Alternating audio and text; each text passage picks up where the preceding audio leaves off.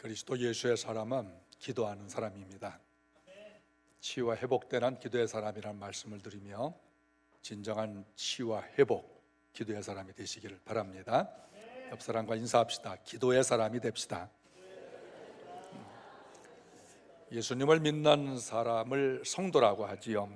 성도는 예수님을 따르고 그 말씀을 순종하며 살기로 하나님의 부르심을 받은 사람, 또 그렇게 결정한 사람인 것입니다. 성도는 하나님이 원하시는 것이 무엇인지를 잘 알아야 돼요. 하나님을 사랑하고 이웃을 내 몸처럼 사랑하라, 이것이 하나님의 뜻이에요. 그러니까 하나님을 사랑하는 것, 이웃을 내 몸처럼 사랑하는 것, 그 방법을 구체적으로 제시한 것이 십계명입니다. 그러니까 십계명이라고 하는 것은 우리가 어디서 살든지 어느 환경에 있든지 반드시 지켜야 될 하나님의 뜻이에요. 유대 나라가 바벨론과 전쟁에서 완벽하게 패했습니다.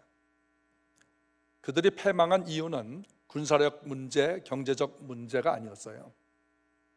조직력의 문제도 아니었습니다.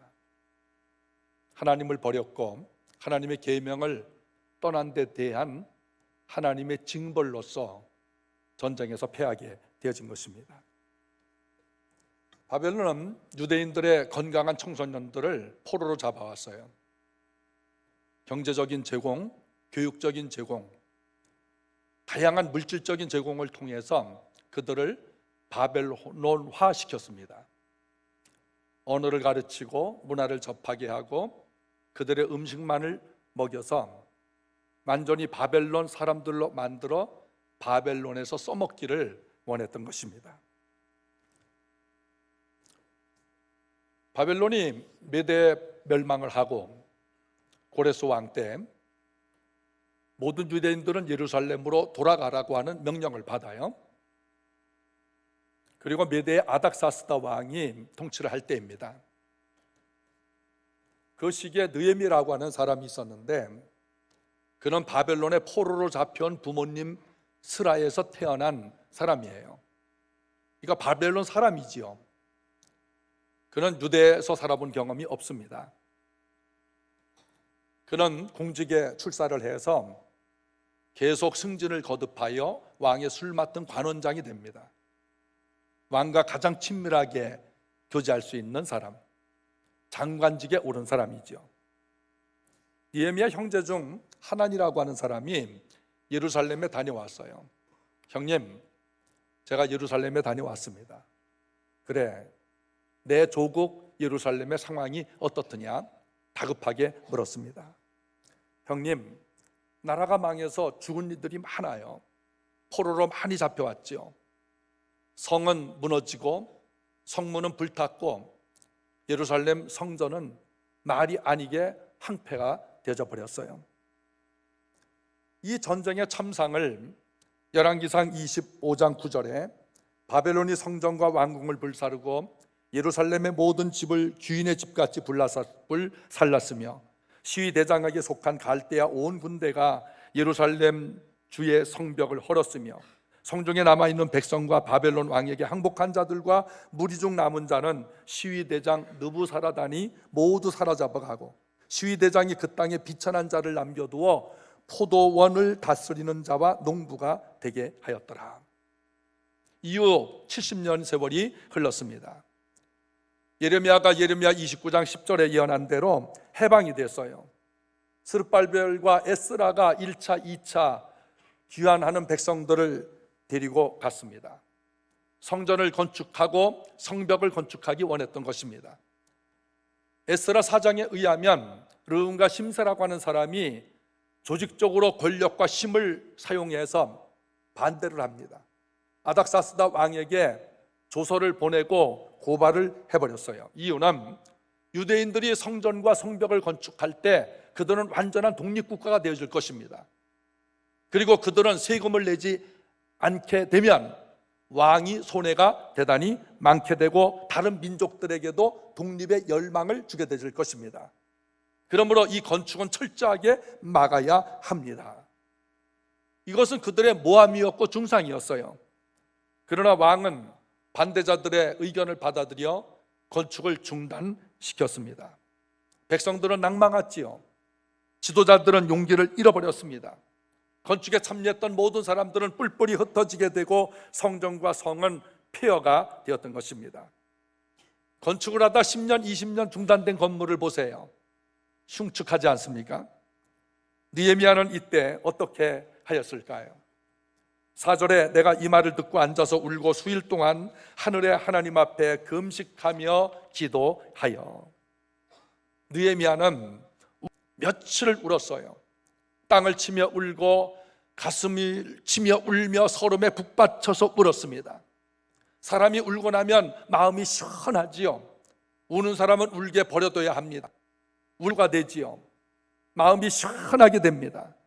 지금 우리나라 보면은 울 때예요.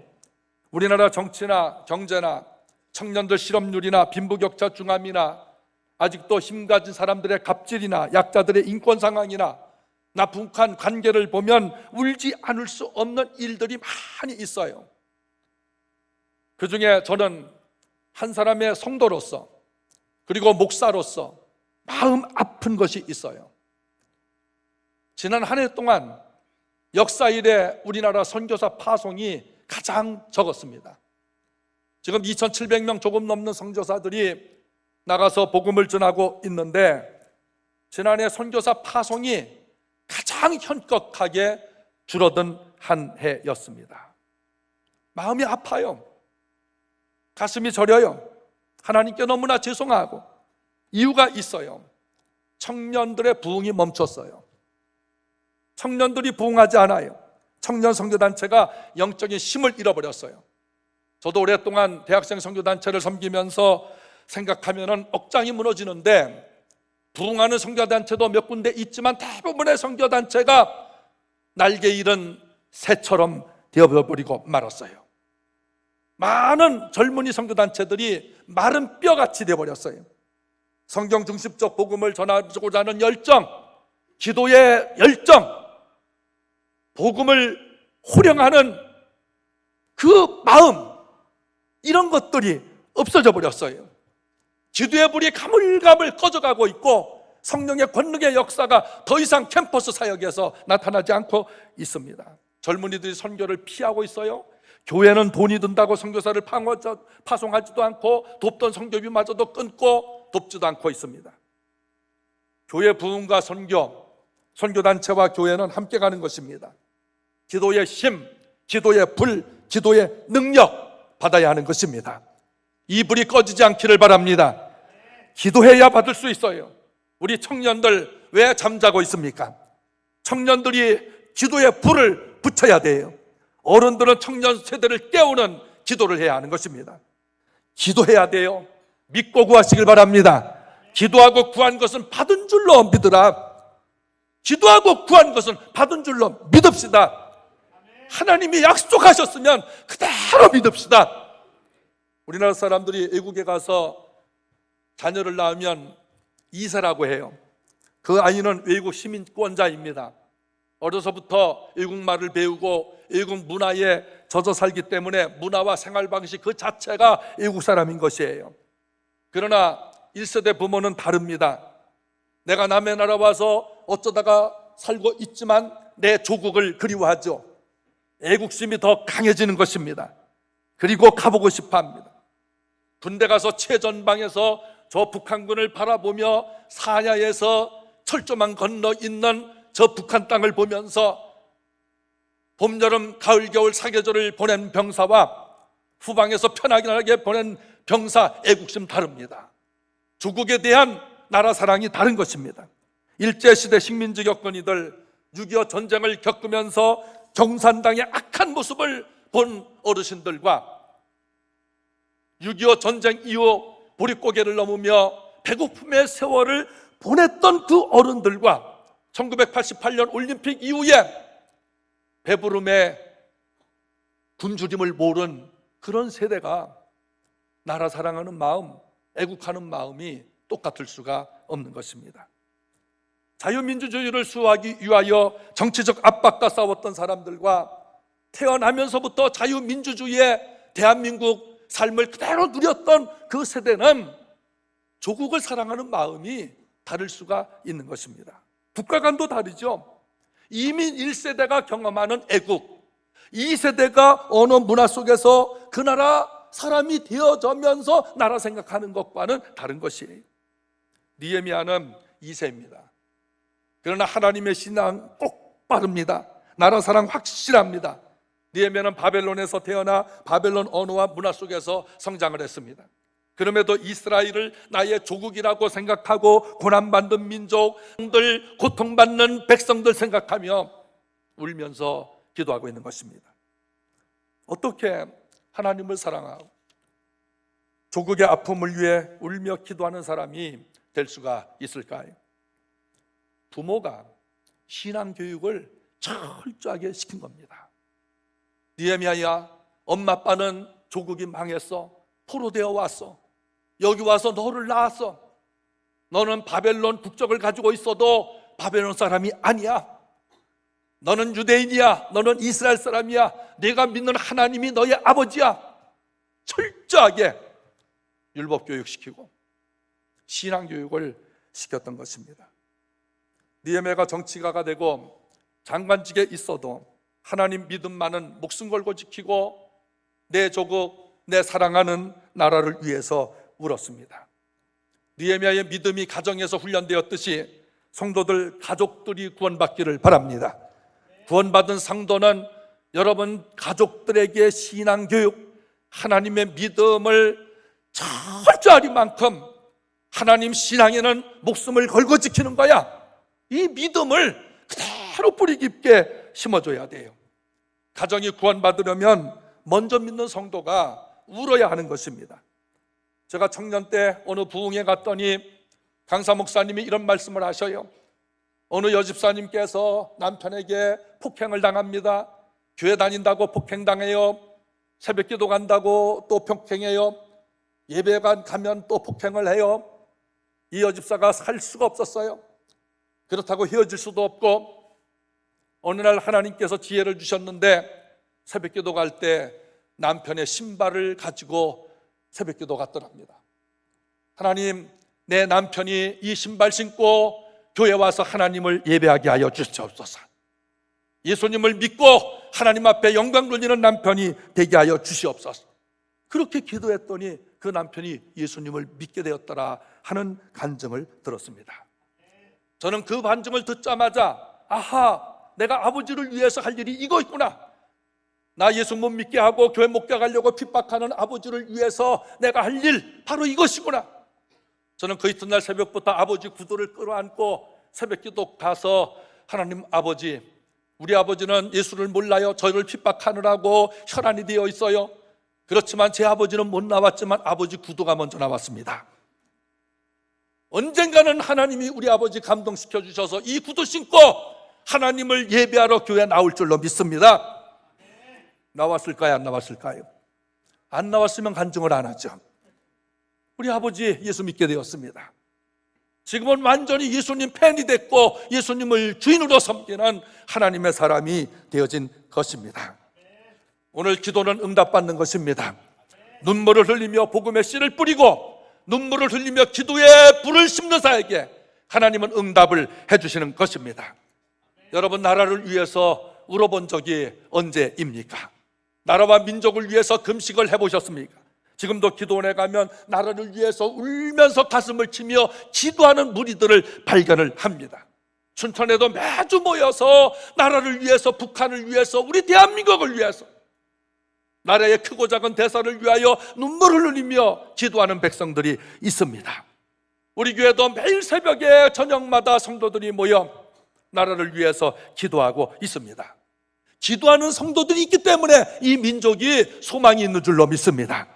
태어난 시기는 달라고 살아온 환경은 달라도 그리스도 예수의 사람들이 똑같이 해야 되는 것이 있는데 그것이 기도인 것입니다. 조국을 사랑하며 기도하시길 바랍니다. 관망하거나 울고만 있으면 안 됩니다. 기도해야 합니다. 5절에 이르되 하늘의 하나님 여호와 크고 두려우신 하나님이여 주를 사랑하고 주의 계명을 지키는 자에게 언약을 지키시며 긍휼을 베푸시는 주여 간구하나이다. 느헤미야는 하늘의 하나님, 크신 하나님, 위대하신 하나님을 바라보았습니다. 하나님은 바벨론보다 위대하십니다. 하나님은 메데파사보다 능력이 계십니다. 자비와 긍휼의 하나님, 이 민족을 도와주시옵소서. 우리 사랑하는 백성들 떨지 말고 하나님을 바라보시길 바랍니다. 권력 잡은 자는 교만하고 자만하지 말고 하나님을 바라보아야 하는 것입니다. 느헤미야는 나라를 위해서 당장 할 수 있는 일이 없었어요. 자기가 바로 예루살렘에 갈 수도 없어요. 그가 할 수 있는 일, 바로 지금 할 수 있는 일, 기도하는 것이었습니다. 기도는 나라의 운명을 바꿀 수 있게 하는 것입니다. 하나님이 허락하여 세워진 우리 대한민국, 과거 중국의 한나라, 명나라, 청나라가 그렇게 집어삼키려고 했던 우리나라, 일본이 삼키려고 했던 대한민국, 지금도 열강들이 포위하고 전 세계의 주목을 받고 있는 나라가 대한민국, 우리 조국인 것입니다. 6.25 때 공산당에게 다 빼앗기고 부산만 남았을 때 하나님 도와주세요, 살려주세요, 우리가 구했더니, 믿음의 조상들이 구했더니 유엔군을 파병해서 오늘까지 이르게 했던 대한민국, 하나님이 보호해 주신 것입니다. IMF 때 대한민국은 망할 것이다, 전 세계 나라가 그렇게 주목하고 손가락질했던 우리나라, 하나님이 도와주셔서 지금 존재하고 있는 것입니다. 환경을 보지 말고 하나님을 보시기를 바랍니다. 떠도는 글과 근거도 없는 말들에 두려워하지 말고 하나님을 보시기를 바랍니다. 시편 43편 5절에 내 영혼아 내가 어찌하여 낙심하며 어찌하여 내 속에서 불안하여 하는고, 너는 하나님께 소망을 두라. 그가 나타나 도우심으로 말미암아 내 하나님을 여전히 찬송하리로다. 시선을 하나님 앞에 고정시키십시오. 소망은 하나님께 있는 것입니다. 하나님은 언약을 지키시는 자비와 긍휼이 무한하신 우리의 아버지가 되시는 분이십니다. 실패했어도 하나님을 바라보세요. 기도하면 은혜를 받습니다. 쓰러져도 자비와 긍휼이 무한하신 하나님을 바라면, 기도하면 일어날 수가 있는 것입니다. 하나님을 바라는 느헤미야의 기도를 같이 보셨습니다. 6절을 읽습니다. 이제 주의 종들인 이스라엘 자손을 위하여 주야로 기도하오며 우리 이스라엘 자손이 주께 범죄한 죄들을 자복하오니 주는 귀를 기울이시며 눈을 여시사 종의 기도를 들으시옵소서. 나와 내 아버지 집이 범죄하여. 느헤미야가 기도할 당시 메대의 아닥사스다 왕은 휴가 중에 있었습니다.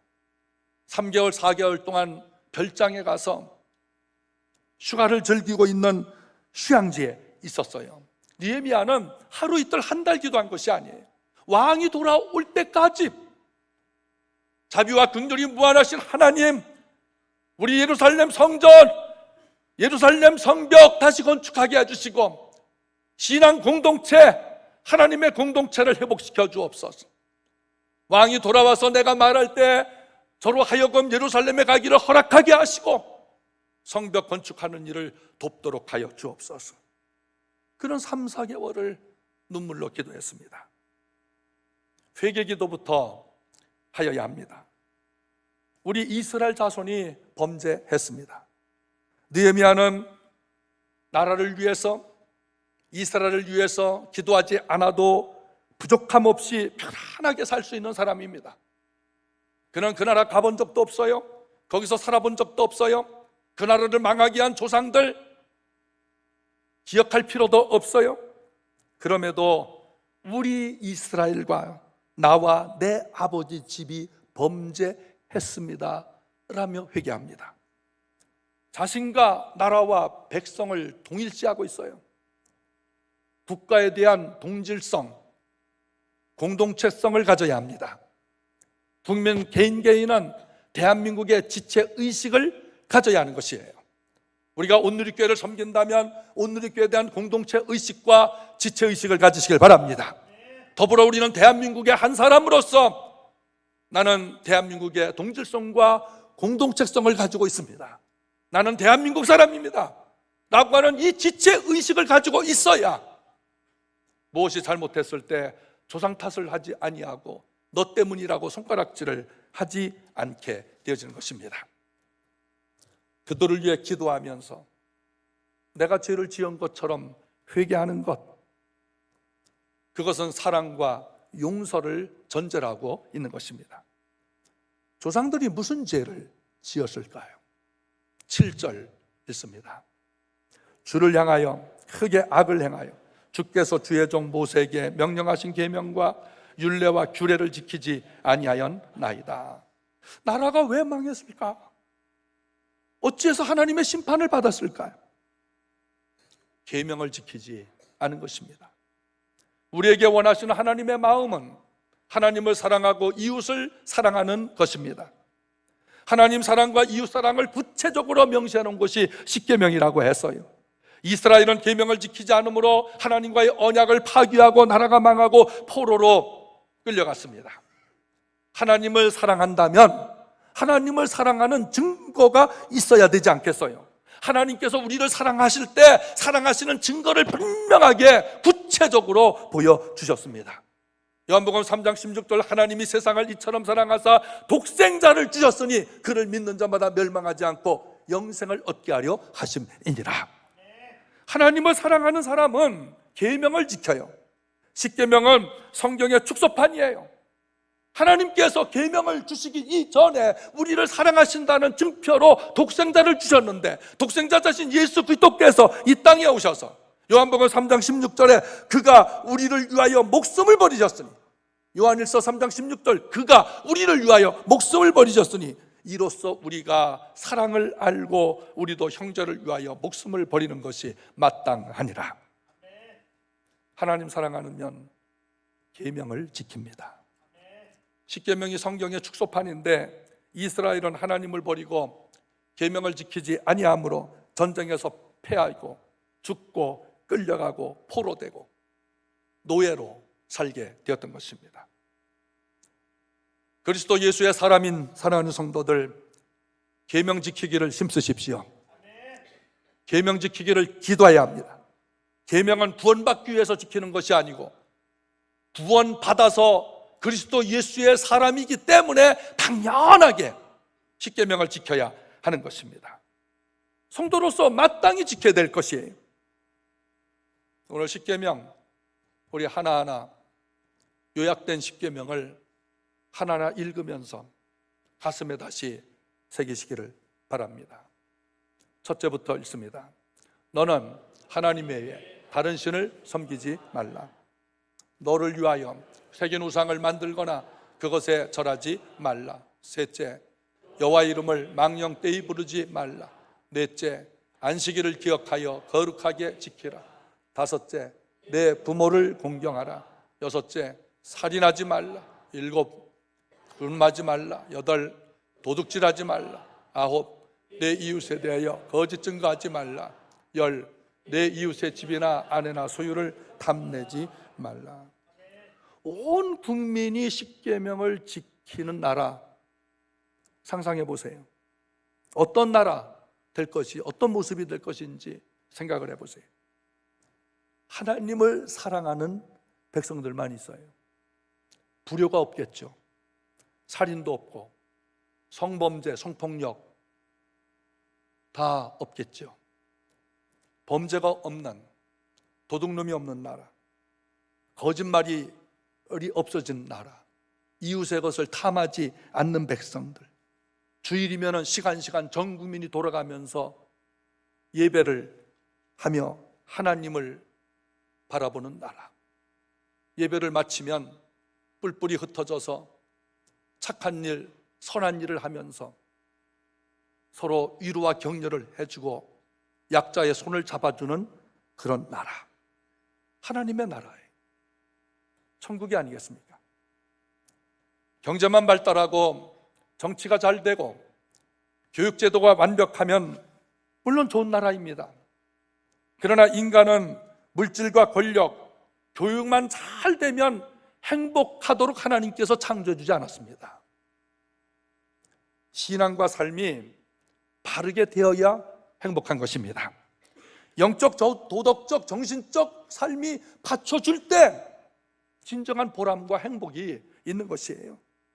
물질도 많고 권력도 있고 많이 배웠지만 영적 정식도 도덕적 삶의 결여로 인해서 폐가 망신하고 감옥에 가고 조사를 받고, 오늘 우리의 현실을 그대로 이야기해 주고 있지 않습니까?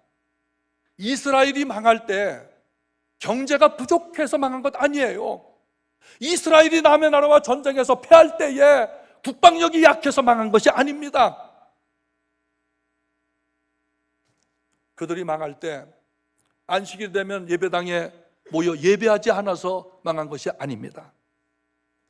주를 향하여 크게 악을 행하여 주께서 주의 종 모세에게 명령하신 계명과 율례를 지키지 아니하였나이다. 이스라엘이 망할 때 백성들은 안식일 날 성전에 가득 모여서 하나님 앞에 제사했어요. 예배를 했습니다. 많은 물질을 가져와 헌금을 드렸어요. 이 시기에 이사야 1장은 하나님을 떠난 예배, 하나님을 사랑하지 않는 헌금, 보이기 위한 눈도장적인 예배, 패역한 마음, 병든 생각, 소돔과 고모라 성 같은 부도덕한 사세가 되고, 타락한 제사장들은 숫자의 힘, 물질의 힘, 권력의 힘을 의지해서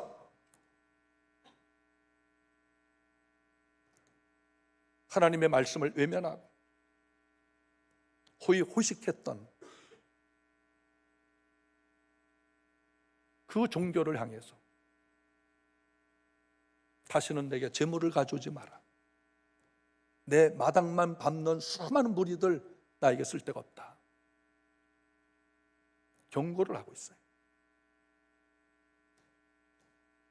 하나님은 이사야 선지자를 보내 회개를 외치고 너희가 하나님께로 돌아와라, 하나님께로 돌아와라. 너희 죄가 주홍 같을지라도 눈같이 실 것이요, 너희 죄가 진홍같이 붉을지라도 양털같이 시게 되어지라. 하나님께로 돌아오라. 여러분, 하나님께로 돌아오십시오. 여기에 앉아있다고 하나님께 돌아온 것이 아니에요. 아직도 마음의 중심을 하나님 앞에 드리지 않는 사람들이 있어요. 우리뿐만 아니라 전 국민이 하나님께로 돌아와야 합니다. 회개는 세상 사람들로부터 하는 것이 아니에요. 교회로부터 회개가 되어져야 합니다. 저 같은 목사로부터 회개가 시작돼야 돼요. 성도인 우리가, 교회가 먼저 회개를 해야 합니다. 교회는 힘이 있어요. 어떤 힘일까요? 교회의 힘을 숫자로 드러내는 것은 유치하기 짝이 없어요. 교회의 힘을 헌금으로 드러내는 것은 기업적이고 세속적인 것입니다. 교회의 힘을 숫자적으로나 물질의 많음으로 과시하려고 하는 것은 교회가 진짜 힘을 잃어버렸기 때문에 그런 거예요.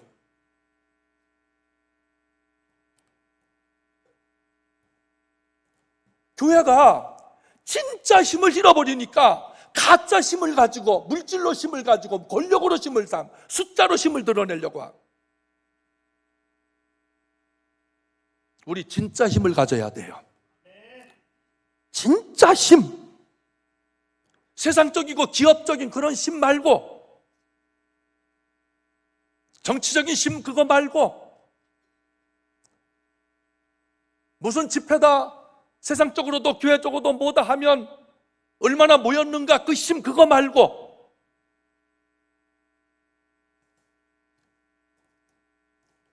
대통령이 출석하면 힘 있는 교회입니까?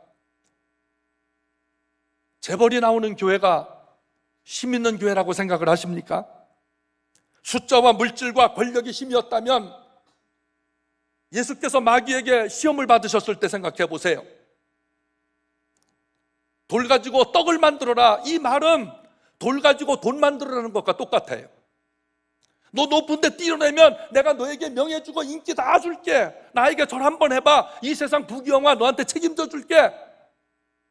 물질이 힘이고 권력이 힘이고 인기가 명예가 힘이었다면 예수님께서도 얼마든지 마귀에게 절을 하셨을 터이고 뛰어내실 것이고, 내가 이까짓 거 못할 줄 아느냐, 내 능력 좀 볼래? 과시하지 않았겠어요? 그러나 예수님 그렇게 하지 않았습니다. 예수님도 육신을 가지고 있기 때문에 물질이 필요한 분이었어요. 육신이 있는 한 예수님도 먹어야 되고 마셔야 됐어요. 잠도 주무셔야 되고 눈물도 흘리시고 피곤하면 쉬셔야 됐어요. 그런데 왜 마귀의 유혹을 물리셨을까? 하나님의 사람의 힘은 그게 아니다. 교회의 힘은 그게 아니다. 우리의 힘 하나님이십니다. 나의 힘이 되신 여호와여, 내가 주를 사랑합니다. 교회의 힘은 도덕적, 영적, 정신적인 것이에요. 교회 다니는 성도들이 회개할 때에 하나님은 그 교회에 진정한 힘을 주시는 거예요. 권력과 숫자나 물질은 껍데기 힘이에요. 교회는 세상 사람들이 보지 못하는 힘, 그걸 가지고 있어야 돼요. 교회가 세속적인 힘이 더해지면 더해질수록 세상으로부터 외면당하고 손가락질을 당하게 되는 것입니다. 그리고 비난받아요. 사람들은 교회로부터 정치적인 힘을 원하지 않습니다. 6월 되면 지방 일꾼들 뽑는 선거가 있음으로 인해서 우리 교회도 여야 무소속 많은 입지자들이 찾아오게 될 것입니다. 지금도 그렇지만 앞으로도 저는 똑같아요. 여당이든 야당이든 무소속이든 똑같이 소개를 해요. 그러나 그들을 힘으로 삼을 필요가 없어요.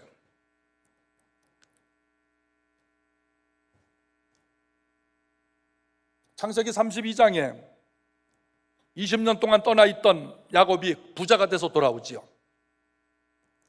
그때 에서는 400명의 부하를 데리고 야곱을 죽이겠다고 쫓아오는 겁니다. 야곱이 많은 물질 선물을 준비해서 1대, 2대, 3대로 나누어 종도를 시켜서 에서에게 보냈어요. 그런데 거기서 멈췄나요? 물질의 힘을 가지고 에서를 어떻게 해보려고 했던 거기서 멈췄을까요? 아니죠. 그런 야복강, 나루터, 진흙구덩이, 거기서 하나님 앞에 무릎을 꿇었습니다. 하나님, 나를 도와주시고 우리 형의 마음을 부드럽게 녹여주세요.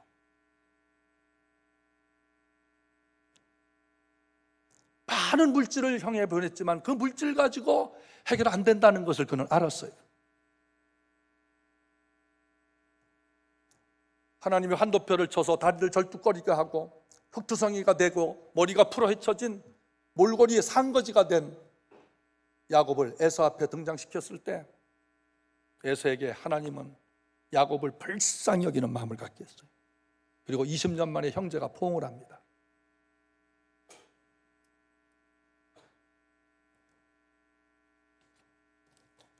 인간관계를 물질로만 하고 권력 가지고 하고 수단으로 하는 사람 경계하셔야 합니다. 그게 힘이 아닌 것을 반드시 경험하게 되어질 것이에요. 교회의 힘은 하나님이 함께 하심인 것입니다. 은혜의 힘이에요. 그 은혜가 기도로부터 오는 것인데 교회의 힘이 기도의 힘이고 성령의 권능이 우리의 힘인 것입니다. 교회의 힘, 성경 말씀을 순종하는 데 있어요. 교회가 바르게 할 때 힘이 나는 것이에요. 성도들이 정직할 때 힘이 나는 것이에요.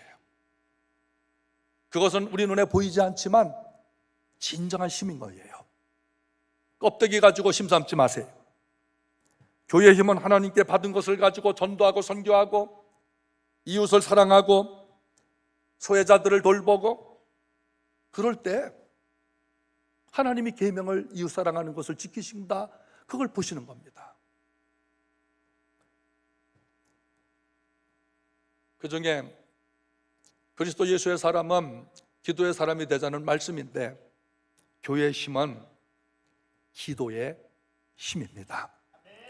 눈에 보이는 현실, 들리는 소리, 경험하는 모든 것은 우리의 기도 제목인 것이에요. 평창 동계올림픽이 한 달 앞두기도 전에 북한이 참석하겠다. 여러분, 이게 우연이겠어요? 절대 우연 아니에요.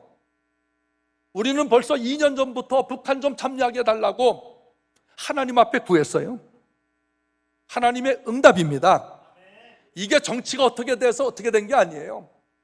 하나님을 믿는 백성들, 우리 교회뿐만 아니라 하나님 앞에 기도했더니 하나님께서 저들의 마음을 움직여 주셔서 참여를 하게 하신 것입니다.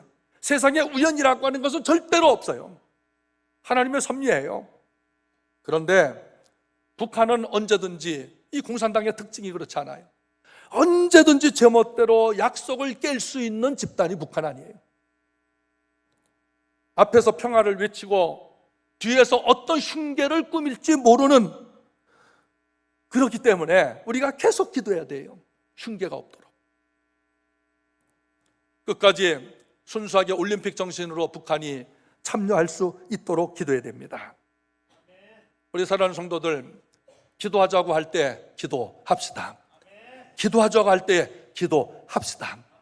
기도의 영성이 있어야 하는 것입니다. 저는 담임 목사를 오래 하면서 담임 목사의 역할이 때로는 아버지 같다는 생각이 들어요.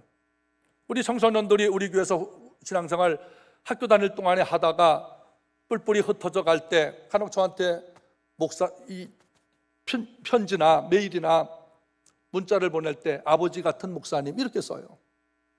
아버지 같은 목사님, 조금 귀여운 애들은 아빠 같은 목사님. 제가 그런 역할이지만 우리 장로님들은 아버지 역할 하셔야 돼요. 권사님들은 어머니 같아야 돼요. 안수집사님들은 형님 같고 삼촌 같아야 돼요. 그래서 아버지 같은 장로님, 어머니 같은 권사님, 삼촌 같으시고 형님 같으신 안수집사님들에게 우리 성도들이 언제든지 이것 좀 기도해 주세요, 이것 좀 기도해 주세요 하면 기도하셔야 돼요. 가정의 아버지들이 기도해요. 어머니가 기도해요.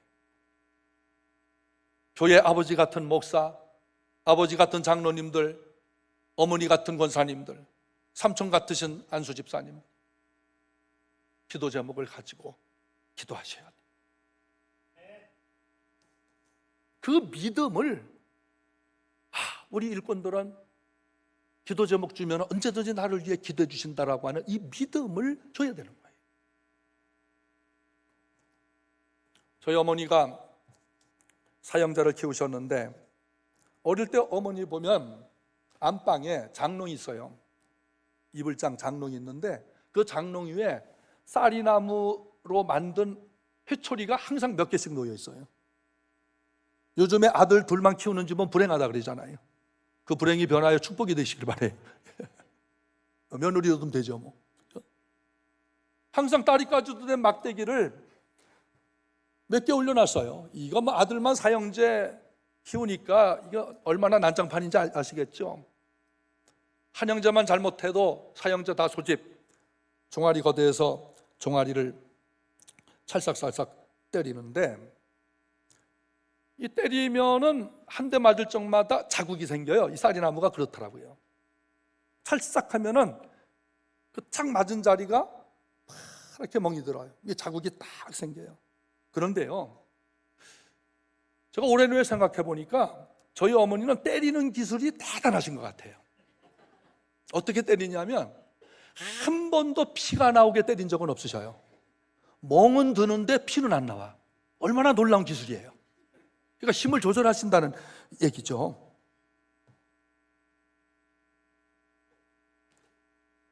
때리는 것도 힘을 조절하시는데 우리 형을 때릴 때는 좀 세요.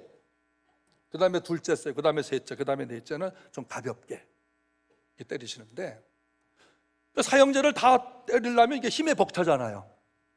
그래서 때리시다가 너무 속상해, 너무 속상해, 너희들 왜 말 안 듣니? 속상해. 그러시다가 갑자기 해초리로 당신의 종아리를 때리는 거예요. 종아리 때리면 퍽퍽 소리가 나요. 찰싹 소리가 나야 되는데 퍽퍽 소리가 나요. 얼마나 어머니가 힘을 줘서 때리면 퍽퍽 소리가 날까? 우리 사형제는 영문도 모르고 그러면 엄마한테 또 매달려가지고 다시는 안 그럴게, 잘못해서 용서해 주세요. 그러면서 또 잘못하지만은 그래요. 그럼 저 어머니가 우리 또 때린 종아리를 만져주시고, 그런데 나중에 한 사실이에요. 진짜 나중에 한 사실인데, 어머니가 이 사형제 때리다가 자신을 때릴 때에 자신의 종아리를 때린 게 아니라 치마폭을 때린 거예요. 네. 그래서 퍽퍽 소리가 난 거예요. 우리는 그것도 모르고 어머니가 진짜 종아리 때린 줄 알고서 매달리며 용서해달라고 했던 거예요. 죄의 값은 사망이에요. 죄의 값은 사망인데, 저는 어머니가 우리 사형제 해철이 때리는 거 보면서 하나님의 사랑을 생각한 거예요. 죄를 지으면 매를 맞아요. 그래야 합니다. 그래야 회개를 해요.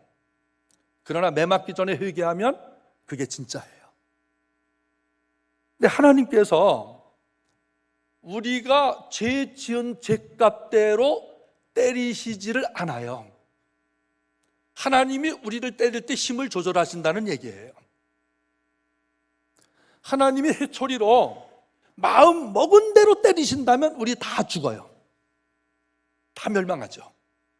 구원받을 사람 한 사람도 없어요. 하나님께서 우리를 살짝, 우리 체질을 아시고 각 사람의 믿음의 분량을 아셔요. 때리시다가 하나님도 얼마나 속상하시겠어요. 야, 너 내 아들 딸인데 왜 그렇게 사니? 하나님도 속상하지 않으시겠어요? 죄 지은 인간을 때리시는데 진노의 마음 그대로 때리시면 다 멸망해서 지옥불로 던져져야 되지만, 하나님이 속상해 하시다가 긍휼한 마음, 자비와 사랑의 마음으로 당신을 때리는 겁니다. 당신을 때리신다는 말이 뭐냐? 하나님이 성육신 하셔서 이 땅에 오신 겁니다. 성육신 하셔서 이 땅에 아들 예수 그리스도로 오신 거예요. 그런데 아들 예수님 오셔서 하나님이 그 아들에게 마음먹은 그대로 진노의 채찍을 가하시는 거예요.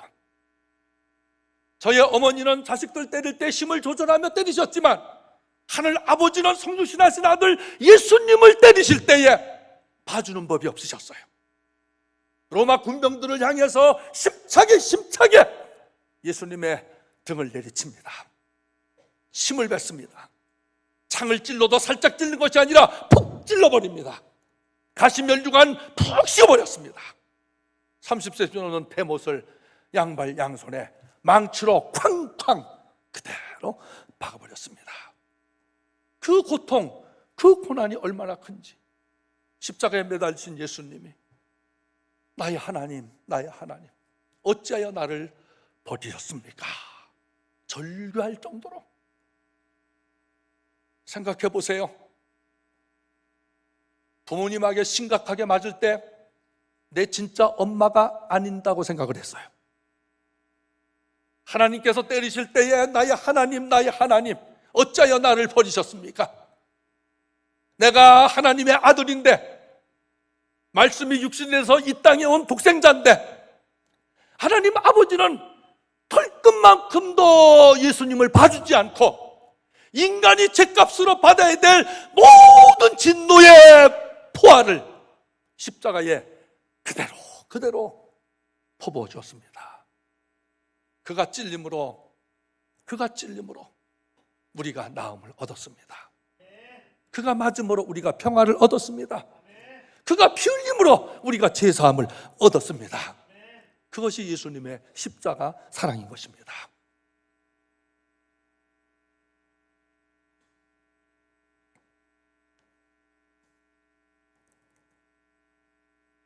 사람은 내가 전문가라 할지라도, 내가 프로페셔널하게 잘하는 것이라 할지라도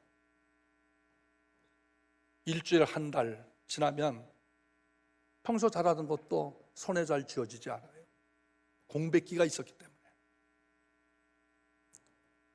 올림픽 선수가 훈련하지 않고 공백을 가지면 어떻게 될까요? 매일 운동하던 사람이 하루 빠졌을 때 몸이 찌뿌드둥하다는 그 말은 무슨 의미일까? 공백기가 있어서는 안 되겠다. 여러분, 기도의 공백기에서 일어나시길 바랍니다. 기도의 공백기에서 일어나시길 바랍니다. 옛날에 나도 기도했어. 그건 옛날이에요. 옛날에 나도 금식했어. 그건 옛날이에요. 지금 기도하시길 바라요. 느헤미야의 기도로 예루살렘 성벽이 건축됐어요. 느헤미야는 기도할 때부터 하나님께서 성벽 건축이라고 하는 꿈을 갖게 되었어요. 그리고 내가 성벽 건축을 왕에게 요구할 때 왕으로 하여금 다 받게 하여 주시옵소서. 구하는 대로 받았어요. 우리가 기도하면 치유와 회복이 일어납니다. 밤낮 부르짖읍시다. 적극적으로 기도하세요. 기도하면 성령을 주십니다. 고난 중에 기도하면 하나님이 도와주십니다. 내 입을 넓게 열라. 내가 채워주리라. 내가 채워주리라. 간절하게 기도하세요. 낙심하지 말고 기도합시다. 기도하고 봉사하시고, 기도하고 출근하시고, 우리 학생들 기도하고 학교 가시고, 기도하시고 사업하시고, 기도하고 가정일 하시고, 어린아이 마음으로 하나님께 구합시다. 사탄의 세력을 무너뜨리고 쫓아내고, 무너진 영적인 힘, 도덕적인 힘, 정신적인 힘, 세상의 빛과 소금이 될 수 있는 힘, 기도의 사람만이 할 수가 있는 것입니다.